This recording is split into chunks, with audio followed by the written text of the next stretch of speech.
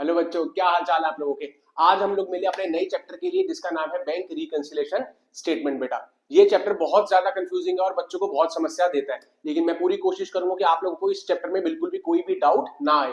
हम लोगों ने अपने प्रीवियस लेक्चर में, प्रीवियस क्लासेस में हम लोगों ने रेक्टिफिकेशन ऑफ एरर्स को कंप्लीट करा था। उससे पहले फाइनेंशियल स्टेटमेंट्स विद एडजस्टमेंट्स और विदाउट हमने दोनों को कवर कर लिया। प्लेलिस्ट बनी हुई है, आप उसे जरूर चेक करें। आज बात हम जो स्टार्ट कर रहे हैं सर, वो बहुत ही जबरदस्त होने वाली है, क्योंकि नाम है चैप्टर का BRS, मतलब बैंक रिकंसिलिएशन स्टेटमेंट। इसको समझने से पहले आप सामने के एग्जांपल मेरे से देखो, ताकि आपको समझ में आ जाए कि सर ये बैंक रिकंसिलिएशन स्टेटमेंट का ओवरऑल मतलब क्या होता है। सामने देखो जरा बेटा मेरे साथ साथ, ये देखो यहां जरा मैंने जो स्टोरी लिखी है वो टीचर और स्टूडेंट के बीच में लिखी है, मतलब मेरे और आपके बीच में।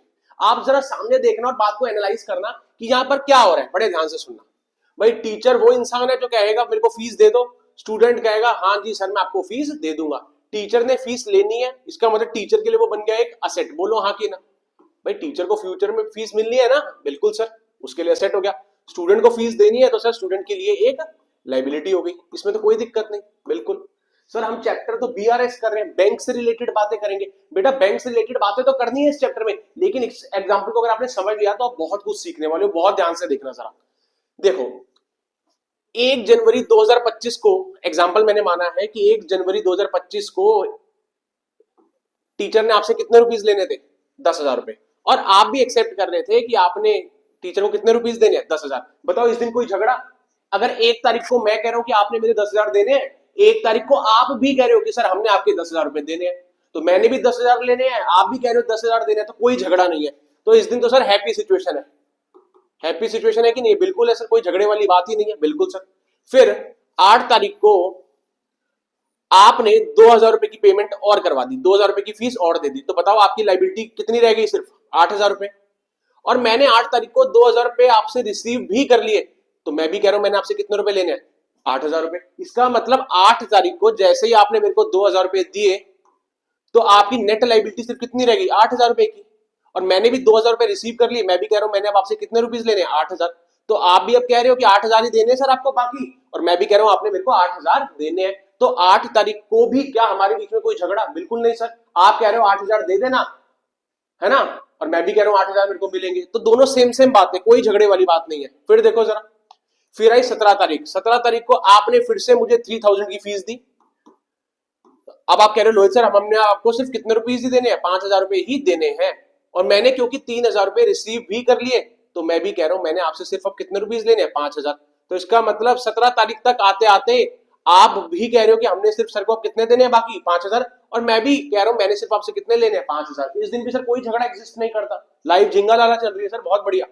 उसके बाद जैसे ही 26 आई, 26 जनवरी रिपब्लिक डे का दिन, हुआ क्या, आपने मुझे 4,000 की फीस और दे दी, तो आपकी सिर्फ लाइबिलिटी कितनी बची, 1,000 रुपए। और मैंने भी 26 तारीख को 4,000 रुपए रिसीव कर लिए, और फिर मैं कह रहा हूं कि मैंने आपसे कितने ही लेने हैं, 1,000 रुपए। आप भी कह रहे हो सर मैंने आपको अब 1,000 रुपए देने हैं बस, और मैं भी कह रहा हूं हाँ बेटा मुझे आपसे 4,000 रुपए की फीस और रिसीव हो गई है, तो मैंने भी आपसे कितने रुपीज और लेने हैं, 1,000। तो मैं कह रहा हूं मैंने 1,000 लेने हैं, आप भी कह रहे हो आपने 1,000 देने हैं। इस दिन भी सर बढ़िया एकदम टनाटन जिंदगी चल रही है, दोनों के चेहरे पर स्माइल है, क्योंकि सर जिसको जितने देने हैं उसको उतने ही लेने हैं, कोई झगड़े वाली बात ही नहीं है। लेकिन सर अब आई महीने की आखिरी तारीख, दैट इज 31 जनवरी 2025। आप लोगों ने मंथ के एंड में फीस दे दी पूरी की पूरी 1,000 जो बैलेंस थी, तो आपका अकाउंट क्या हो गया, बैलेंस हो गया। आपने कह दिया लोहित सर नील है हिसाब किताब, हमने आपको पूरी फीस उस मंथ की दे दी, और किसी रीजन की वजह से बेटा यहां पर क्या हो गया, गड़बड़ हो गई, और मैंने किसी रीजन की वजह से, या कह लो मेरे बैंक के अंदर कुछ प्रॉब्लम आ रही थी, ट्रांजेक्शन प्रॉब्लम आ रही थी, ठीक है, और मेरा बैंक इसको रिकॉर्ड नहीं कर पाया, तो बताओ मैं तो ये कहूंगा ना 31 तारीख को कि मेरे को पैसे रिसीव नहीं हुए, लेकिन आप कह रहे होंगे सर हमने तो पैसे दे दिए। तो कहने का मतलब ये है, मैं अभी भी कह रहा हूं कि बेटा मुझे आपसे फीस नहीं आई, कितने रुपीस की, 1,000 रुपीस की, और आप कह रहे होगे सर हमने पूरी फीस मंथ की दे दी है। अब आप कहोगे सर इसका मतलब क्या है? इसका मतलब बेटा यही है कि भाई टीचर स्टूडेंट के बीच में भी हम लोग एक रिकंसिलिएशन स्टेटमेंट बना सकते हैं। बड़े ध्यान से समझना, भले ही चैप्टर का नाम है बैंक रिकंसिलिएशन स्टेटमेंट, यहां अभी मैं आपको बैंक के बारे में नहीं बता रहा, बल्कि मैं सिर्फ बता रहा हूं रिकंसिलिएशन स्टेटमेंट। और रिकंसिलिएशन के अंदर रिकंसाइल का मतलब क्या होता है बेटा, ध्यान से सुनना। रिकंसाइल का मतलब होता है कि अगर किसी भी दो अकाउंटिंग वेरिएबल्स में, बड़े ध्यान से समझना बेटा, किन्हीं भी दो अकाउंटिंग वेरिएबल्स में अगर क्या आ गए बेटा, डिफरेंसेस आ गए, जिसकी वजह से बुक्स टैली नहीं हो रही हैं। अगर आप ध्यान से देखो तो यहां पर टीचर और स्टूडेंट की भी एंड में आते आते ट्रांजैक्शंस टैली नहीं हो रही हैं, तो क्या उसका कारण ढूंढोगे कि नहीं ढूंढोगे, रीजन ढूंढोगे कि नहीं ढूंढोगे, बिल्कुल ढूंढोगे सर, तभी तो चीजें टैली होंगी। तो रिकंसाइल वर्ड का मतलब ही होता है कि अगर किसी भी दो अकाउंटिंग वेरिएबल्स में डिफरेंसेस आ गए तो हम उसके क्या ढूंढते हैं, कारण, मतलब कॉजेस, कि भाई किन कारणों की वजह से दो बुक्स में, दो अकाउंटिंग वेरिएबल्स में डिफरेंस आए हैं। भाई डिफरेंस पता चल जाएंगे, कॉजेज अगर पता चल जाएंगे तो झगड़े वाली कोई बात बचेगी ही नहीं। तो यहां पर कैसे होगा, मैं कहूंगा यार आपने मेरे को फीस नहीं दी, तो आपकी मम्मी या पापा का कॉल आएगा मेरे पास, वो कहेंगे लोहित सर एक बारी ऐसा करो, दोबारा से अपनी बैंक की एप्लीकेशन खोलो और दोबारा से चेक करो। मैंने जैसे ही चेक करा तो पता चला कि पैसे तो मेरे को पहले ही आ गए थे आप लोगों से, लेकिन मेरे अकाउंट में, मेरे बैंक में प्रॉब्लम होने के कारण मुझे अभी तक रिसीव नहीं हुए थे। तो खुद बताओ कारण पता चल गया कि नहीं पता चल गया, यहां पर डिफरेंसेस का बिल्कुल पता चल गया कि भाई किस कारण की वजह से आपकी बुक्स और मेरी बुक्स का बैलेंस टैली नहीं हो रहा था। आपने तो पेमेंट कर दी थी, आपके हिसाब से तो सारा हिसाब किताब क्लियर था पूरे महीने का, बिल्कुल सर, लेकिन मेरे बैंक में प्रॉब्लम आने की वजह से मेरे बैंक में, मेरे अकाउंट में आज भी ये दिख रहा था कि मैंने आप लोगों से अभी भी 1000 रुपए लेने हैं। तो क्या हुआ, जब मैंने कॉजेज ढूंढे, जब मैंने डिफरेंसेस ढूंढे, तो मुझे रीजन पता चल गया कि अच्छा इस रीजन की वजह से मुझे आपसे पेमेंट रिसीव नहीं हुई थी, जो कि आप मुझे पे तो कर चुके थे, हाँ कि ना। तो जब मुझे डिफरेंसेस पता चलते हैं, जब मुझे कॉजेज पता चलते हैं कि भाई इन कारणों की वजह से दो अकाउंटिंग वेरिएबल्स में डिफरेंस है, और जहां पर मैं ये सारे के सारे कॉजेज या कह लो सारे के सारे डिफरेंसेस लिखता हूं बेटा, उसी को मैं रिकंसिलिएशन स्टेटमेंट कहता हूं। अगर किसी भी दो अकाउंटिंग वेरिएबल्स में, बड़े ध्यान से सुनना, आप लोगों के लिए बीआरएस का मतलब पता है क्या है, कि सिर्फ और सिर्फ दुनिया में अगर कोई रिकंसिलिएशन स्टेटमेंट बनती है तो वो बैंक की होती है। यहां मैंने आपको एक बहुत ही नई चीज जो आप लोगों को बिल्कुल नहीं पता होगी, यहां पर हम लोगों ने देखो, अगर मैंने बनाई है, अगर टीचर स्टूडेंट में टीचर ने ये स्टेटमेंट बनाई है, तो टीचर कौन था, जिसको फ्यूचर में आपसे पैसे लेने थे, तो टीचर ने एक हिसाब से क्या बना दी, डेटर्स रिकंसिलिएशन स्टेटमेंट, हाँ कि ना। अगर मैं बना रहा हूं तो मैं क्या बनाऊंगा, डेटर्स रिकंसिलिएशन स्टेटमेंट, क्योंकि मैंने पैसे लेने हैं। और अगर आप लोग बनाते हैं हिसाब किताब करने के लिए, भाई आप भी तो हिसाब किताब करने के लिए बना सकते हो कि भाई हम भी रिकॉर्ड मेंटेन कर लेते हैं, साथ में हमारे टीचर तो रिकॉर्ड मेंटेन कर ही रहे होंगे। अगर आप बनाते, अगर स्टूडेंट खुद बनाता है, स्टूडेंट के मम्मी पापा बनाते, तो स्टूडेंट के मम्मी पापा बनाते कौन सी स्टेटमेंट, क्रेडिटर्स रिकंसिलिएशन स्टेटमेंट। मैं बनाता तो डेटर्स रिकंसिलिएशन स्टेटमेंट। मेरे कहने का मतलब ये है कि सिर्फ रिकंसिलिएशन स्टेटमेंट बैंक की नहीं बनती इकलौती, किसी भी दो अकाउंटिंग वेरिएबल्स में अगर डिफरेंस आ गए बेटा, तो हम उसकी रिकंसिलिएशन स्टेटमेंट बना सकते हैं। उनमें आए हुए डिफरेंसेस के कॉजेज ढूंढ के, उनमें आए हुए डिफरेंसेस ढूंढ के हम दोनों कॉजेज और डिफरेंसेस को जिस स्टेटमेंट में लिखते हैं बेटा, उस स्टेटमेंट का नाम रिकंसिलिएशन स्टेटमेंट होता है। उस रिकंसिलिएशन स्टेटमेंट में सारे के सारे कारण, कि किन कारणों की वजह से दो किताबों में डिफरेंस आया हुआ, उसको हम लिखते हैं, ताकि चीजें टैली हो जाती है, आपस के मतभेद प्यार में बदल जाते हैं, भाईचारा बढ़ जाता है। अब अकाउंटिंग वेरिएबल्स में डिफरेंस तो बेटा आ ही सकते हैं, क्योंकि कोई भी अगर मेंटेन कर रहा है दो बुक्स ऑफ अकाउंट्स, आप एक बना रहे हो, मैं एक बना रहा हूं, तो हो सकता है कभी मैं रिकॉर्ड करना भूल जाऊं, हो सकता है कभी आप रिकॉर्ड करना भूल जाओ, तो दो बुक्स में डिफरेंसेस आ सकते हैं, उसमें कोई समस्या की बात नहीं है। लेकिन क्योंकि सर हमें तो स्कूल में ये बताया गया है कि भाई रिकंसिलिएशन स्टेटमेंट तो सिर्फ बैंक की होती है, बिल्कुल नहीं बेटा। किन्हीं भी दो अकाउंटिंग वेरिएबल्स में अगर डिफरेंस आ गया, जैसे कि मैंने यहाँ पर टीचर और स्टूडेंट का एग्जाम्पल लिया है, तो अगर आपने समझा होगा तो आप समझ गए मेरी बात कि भाई टीचर स्टूडेंट, अगर टीचर बनाएगा तो टीचर के लिए क्या है, हम लोग टीचर बनाएगा डेटर्स रिकंसिलिएशन स्टेटमेंट, क्योंकि टीचर ने पैसे लेने हैं। उसी हिसाब से अगर स्टूडेंट बनाता, तो स्टूडेंट बनाता क्रेडिटर्स रिकंसिलिएशन स्टेटमेंट। तो किन्हीं भी दो अकाउंटिंग वेरिएबल्स में सीख जाओ और अपने दोस्तों से बल्कि बात करना कि भाई रिकंसिलिएशन सिर्फ बैंक की नहीं बनती, किन्हीं भी दो अकाउंटिंग वेरिएबल्स में अगर डिफरेंस आ गए तो उनके कारण, उनके डिफरेंसेस ढूंढ के हम उसको भी रिकंसिलिएशन स्टेटमेंट में लिख सकते हैं। तो अगर टीचर बना रहा होता तो वो बनाता डेटर्स रिकंसिलिएशन स्टेटमेंट, क्योंकि उसने पैसा लेना था, और अगर स्टूडेंट बनाता तो वो बनाता क्रेडिटर्स रिकंसिलिएशन स्टेटमेंट, क्योंकि स्टूडेंट ने पैसा देना था।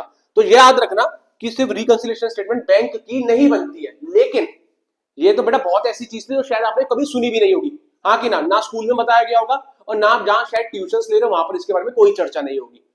लेकिन सर चैप्टर का नाम तो है बैंक रिकंसिलिएशन स्टेटमेंट। तो बेटा अब चैप्टर करने में मजा आएगा ना, पहले हम ये तो सीख लेते सर कि रिकंसिलिएशन स्टेटमेंट सिर्फ बैंक की बनती है। अब हमारे दिमाग में ये तो क्लियर है कि सर बैंक की तो बनती है, उसके अलावा किन्हीं भी दो अकाउंटिंग वेरिएबल्स में अगर सर डिफरेंसेस आ गए तो सर हम उसके लिए रिकंसिलिएशन स्टेटमेंट बना सकते हैं। हम चाहे तो डेटर्स के रिकंसिलिएशन स्टेटमेंट भी बना सकते हैं और क्रेडिटर्स रिकंसिलिएशन स्टेटमेंट भी बना सकते हैं, और किन्हीं भी दो अकाउंटिंग वेरिएबल्स में अगर डिफरेंस आ रहा है तो उनके लिए रिकंसिलिएशन बनाई जा सकती है सर। लेकिन सर चैप्टर तो हमने बैंक रिकंसिलिएशन स्टेटमेंट करना है। बिल्कुल बेटा, अब बड़े ध्यान से समझना। अब हम मतलब हमारा बिजनेस, बड़े ध्यान से समझना, हम मतलब हमारा बिजनेस। तो ये अगर हमारा बिजनेस है तो आप तो जानते हैं बिजनेस आए दिन अपनी ट्रांजैक्शंस जो करता है वो बैंक के थ्रू ही करता है। बोलो हाँ कि ना। बिजनेस अपनी ट्रांजैक्शन, सेल, परचेज, सारी पेमेंट का आना, पेमेंट का जाना, आप तो जानते ही हो बिजनेस बैंक के थ्रू करता है। और हम बैंक की बातें कहां रिकॉर्ड करते हैं बेटा? हमारा बिजनेस बैंक की बातें कहां रिकॉर्ड करते हैं? याद करो कहां पर? कैश बुक में तो करता है, हाँ कि ना? कहां पर करता है बेटा? कैश बुक में। बिल्कुल सर, याद करो आप लोगों ने डबल कॉलम कैश बुक सीखा था। सिंगल कॉलम में तो सिर्फ कैश का कॉलम बनता था, लेकिन याद करो डबल कॉलम कैश बुक में तो बैंक का कॉलम बनता था। तो हम यही कहते हैं कि हमारा जो बिजनेस है वो बैंक की बातें कहां रिकॉर्ड कर रहा है? कैश बुक के अंदर। दोबारा बोल रहा हूं, हमारा बिजनेस बैंक की बातें कहां रिकॉर्ड करता है? कैश बुक के अंदर। उसी हिसाब से जो हमारा बैंक है, भाई हम ही सिर्फ बैंक की बातें रिकॉर्ड करते रहेंगे कि बैंक वाले भी हमारी बातें रिकॉर्ड कर रहे होंगे? बिल्कुल। जैसे कि क्या सिर्फ टीचर स्टूडेंट की सारी बातें रिकॉर्ड कर रहा था कि स्टूडेंट भी टीचर की सारी बातें रिकॉर्ड करता है? बिल्कुल सर। सर हर बंदा अपना रिकॉर्ड मेंटेन करता है, मैं अपना रिकॉर्ड मेंटेन कर रहा हूँ, आप अपना रिकॉर्ड मेंटेन कर रहे होगे। इसी चक्कर में हो सकता है या तो कभी आपकी किताबों में कुछ गलती रह गई हो, कभी हो सकता है मैंने कुछ रिकॉर्ड करना बाकी रह गया हो, तभी तो दोनों में डिफरेंसेस आएंगे। बिल्कुल, जब दो पार्टीज रिकॉर्ड करेंगी ट्रांजैक्शंस को तभी तो डिफरेंसेस आएंगे सर, हाँ कि ना? उसी हिसाब से अगर हमारा बिजनेस रिकॉर्ड कर रहा है बैंक की सारी बातें कहां पर? कैश बुक में, तो बैंक भी तो हमारी बातें रिकॉर्ड कर रहा होगा। अगर हम बैंक की बातें रिकॉर्ड कर रहे हैं तो बैंक भी तो हमारी बातें रिकॉर्ड कर रहा होगा। और बैंक हमारी बातें बेटा कहां रिकॉर्ड करता है? उसको हम लोग बोलते हैं पासबुक, हाँ कि ना? और इसका घर का भी प्यारा सा नाम है जिसका नाम है बैंक बुक। कोई दिक्कत तो नहीं इतनी बेसिक बात में? ये बेटा बिल्कुल बेसिक बात है, इसलिए ध्यान रखनी लेकिन बहुत जरूरी है। इसका मतलब बिजनेस, हमारा बिजनेस कहां मेंटेन करता है? बैंक की बातें, सारा का सारा हिसाब किताब बैंक का हमारा बिजनेस कहां मेंटेन करता है? कैश बुक के अंदर। और बैंक हमारी सारी बातें कहां रिकॉर्ड करता है? पासबुक में, या कह लो बैंक बुक के अंदर। ठीक है बेटा, क्लियर है? बिल्कुल, वेरी गुड। अब देखो बड़ी प्यारी बात है बेटा, आज हमारी क्लास नंबर 1 है, पार्ट नंबर 1 है। तो आज मैं आप लोगों को सारी बेसिक नॉलेज देने वाला हूं। नेक्स्ट क्लास में हम प्रैक्टिकल चीजों की तरफ आगे बढ़ेंगे, लेकिन आज की बातें जब तक पता नहीं होंगी तो सर प्रैक्टिकल कैसे ही होगा, हाँ कि ना? तो देखो जरा, अब यहां पर 4 सिचुएशंस आती है, बड़े ध्यान से मेरी बात को समझना। सिचुएशन नंबर 1 जिसको हम बोलते हैं balance as per cash book debit balance. कौन सा बैलेंस? कैश बुक का डेबिट बैलेंस। ये पहली सिचुएशन। दूसरी देखो, balance as per cash book. या बेटा इसको कैश बुक रहने दो अभी, आप इसको एक सेकंड रुको। As per passbook credit balance.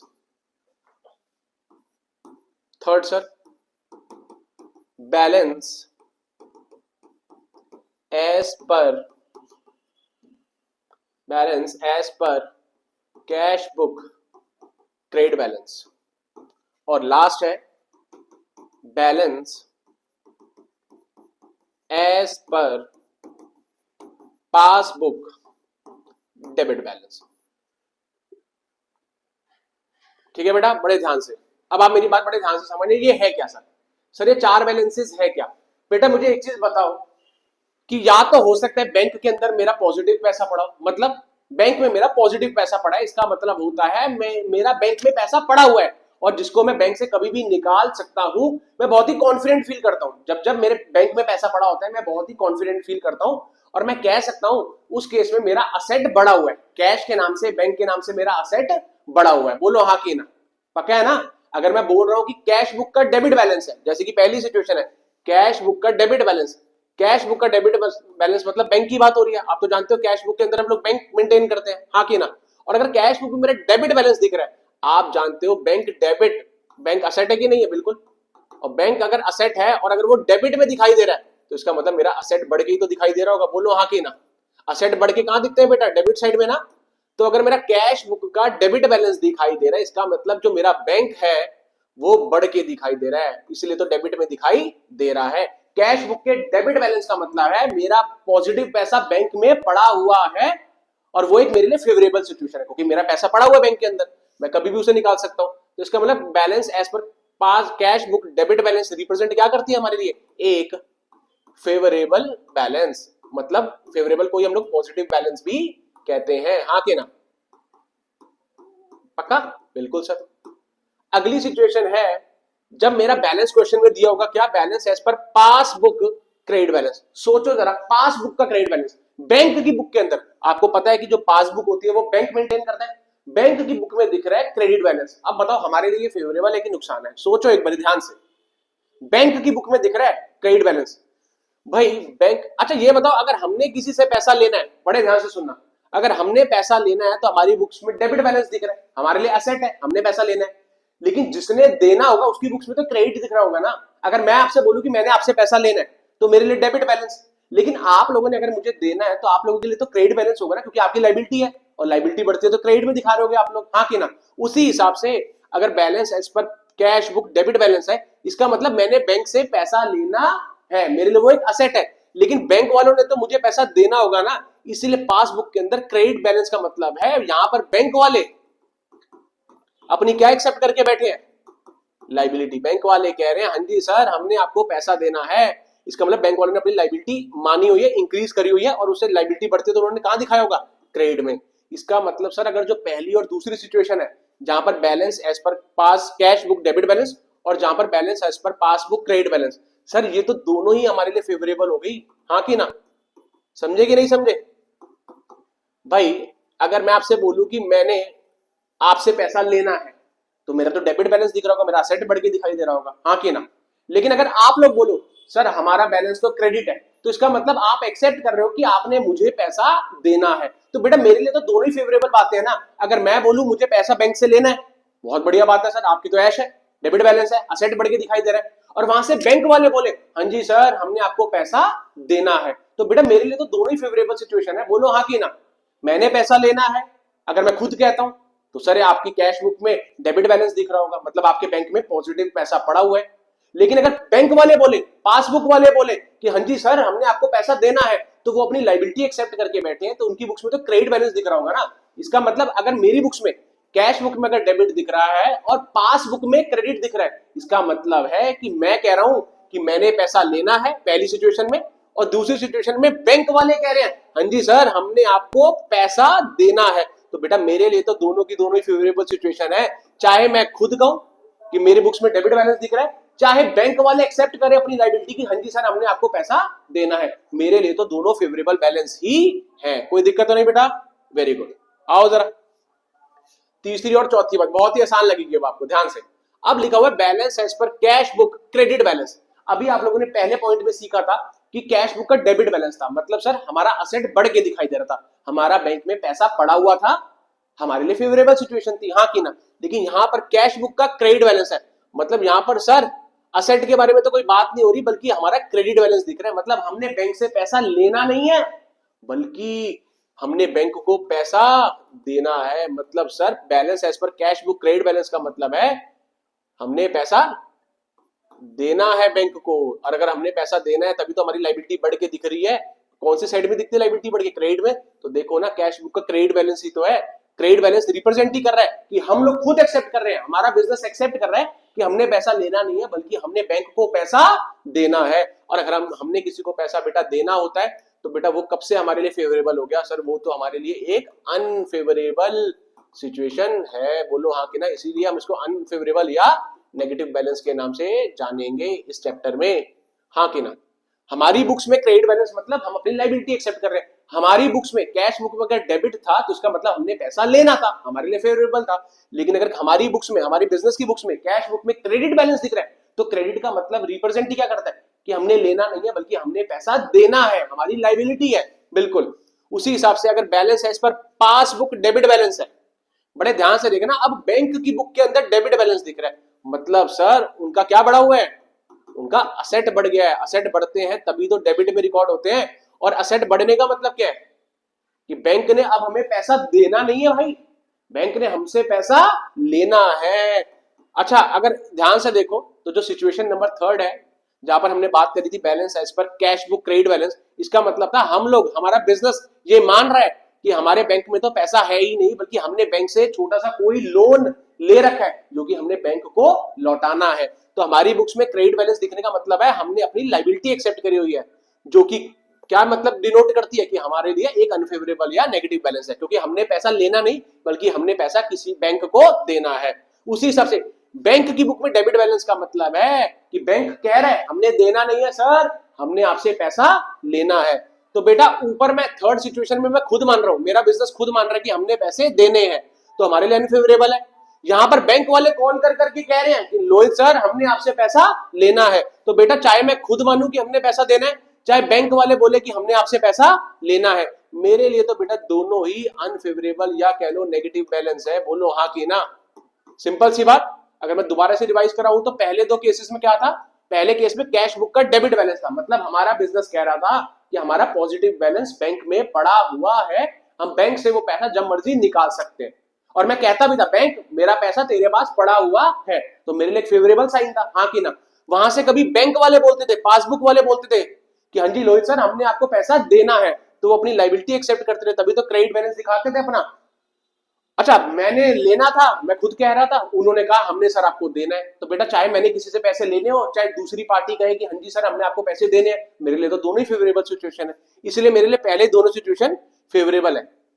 उसी हिसाब से जब मेरी कैश बुक के अंदर क्रेडिट बैलेंस दिखे, इसका मतलब सर क्रेडिट बैलेंस दिख रहा है, मतलब आपने पैसा लेना नहीं है बल्कि आपने पैसा देना है, तो एक अनफेवरेबल बैलेंस है। उसी हिसाब से अगर मेरे बैंक वाले कहें कौन सा बैलेंस शो करें? डेबिट बैलेंस, इसका मतलब अब बैंक वाले कह रहे हैं सर जी हमने आपको पैसा देना नहीं है बल्कि हमने आपसे, भाई डेबिट का मतलब होता है पैसा लेना, अब बैंक वालों की बुक्स में डेबिट दिख रहा है मतलब बैंक वालों ने हमसे पैसा लेना है। तो चाहे थर्ड केस में मैं खुद मानूं कि मैंने पैसा देना है, या चौथे केस में बैंक वाले कहें सर जी हमने आपसे पैसा लेना है, मेरे लिए तो बेटा दोनों सिचुएशन ही अनफेवरेबल होगी। ये सर क्यों समझना जरूरी था बेटा? कि इसलिए समझना जरूरी था क्योंकि जब मैं आप लोगों को नेक्स्ट क्लास में क्या सिखाऊंगा, पॉपुलर डिफरेंसेस, कि भाई क्यों कैश बुक बनाते समय और क्यों पासबुक के समय दो किताबों में डिफरेंसेस अराइज होते हैं।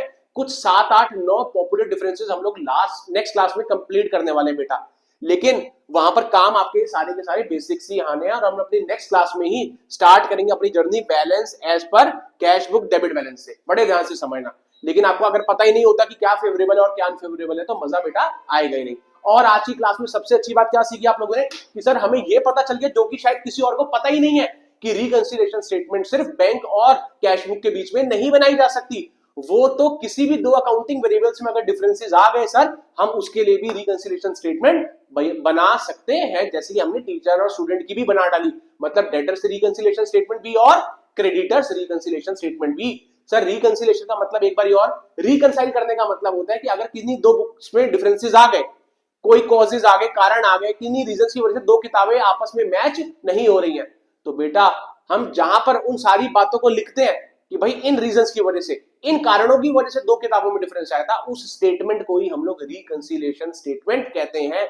और चीजें रिकंसाइल करने के बाद दो किताबों में जिस भी कारण की वजह से या जिस भी रीजन की वजह से डिफरेंस आ रहा होता है, हमें उसकी पता चल जाती है और हमारे बीच का झगड़ा ऑटोमेटिकली सॉल्व हो जाता है। तो रिकंसिलिएशन स्टेटमेंट एक हिसाब से झगड़े को खत्म करने के लिए ही बनाई जाती है कि कोई कंफ्यूजन ना रह जाए। आई होप आप लोगों को भी अभी तक कोई कंफ्यूजन नहीं रही होगी, बहुत डिटेल में आप लोगों ने मेरे साथ मतलब सीख लिया बेटा। नेक्स्ट क्लास में पार्ट नंबर 2 में हम लोग पॉपुलर डिफरेंसेस करने वाले हैं, जो कि बहुत इंपॉर्टेंट है पूरे चैप्टर में, चाहे आप फेवरेबल बैलेंस सीखोगे चाहे अनफेवरेबल सीखोगे, नेक्स्ट क्लास में होने वाले पॉपुलर डिफरेंसेस ही पूरे चैप्टर में काम आने वाले बेटा, चाहे फिर वो सीयूईटी हो, चाहे 11th स्टैंडर्ड हो, चाहे आप बीबीए की तैयारी कर रहे हो, आप लोगों को बहुत काम आएगा। इसलिए बहुत ध्यान से देखो, मिलते हैं आप लोगों से नेक्स्ट क्लास में बेटा, बाय बाय।